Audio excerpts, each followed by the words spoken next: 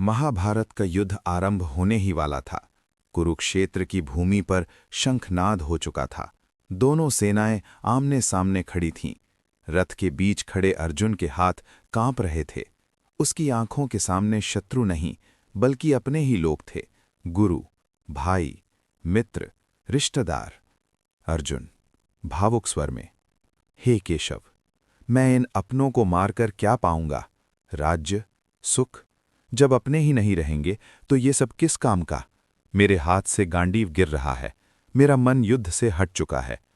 अर्जुन घुटनों के बल बैठ गया। वो संसार का सबसे बड़ा धनुर्धर था, पर आज वो भीतर से टूट चुका था। तभी भगवान श्री कृष्ण मुस्कुराए। वो मुस्कान करुणा से भरी थी। कृष्ण, शांत गंभीर स्वर, हे अर्जुन, तुम शरीर को देखकर मोह में पड़ गए हो। जो जन्मा है उसकी मृत्यु निश्चित है, और जो मरा है उसका पुनः जन्म निश्चित है। आत्मा न कभी जन्म लेती है, न कभी मरती है।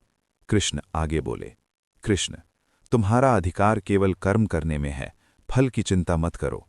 कर्तव्य से भागना धर्म नहीं होता अर्जुन। धर्म के लिए किया गया कर्म कभी पाप नहीं बनता। अर्जुन धीमे स्वर में, पर प्रभु, यदि मैं युद्ध करूंगा तो पाप लगेगा। कृष्ण, सबसे बड़ा पाप है अपने कर्तव्य से भागना। जो अपने स्वार्थ, भय और मोह से ऊपर उठकर कर्म करता है, वही सच्चा योगी है। अर्जुन की आंखों में अब स्पष्टता थी। उसका भ्रम टूट चुका था। अर्जुन दृढ़ स्वर में, हे माधव, अब मेरा मोह नष्ट हो गया है। आपकी कृपा से मुझे ज्ञान प्राप्त हुआ। कृष्ण, उठो अर्जुन, युद्ध करो। ये युद्ध केवल बाहरी नहीं, ये भीतर के अज्ञान से भी है। धीरे और गहराई से कृष्ण ने अर्जुन को युद्ध नहीं सिखाया, उन्होंने उसे जीना सिखाया। और यही है श्रीमद् भगवद गीता का सार।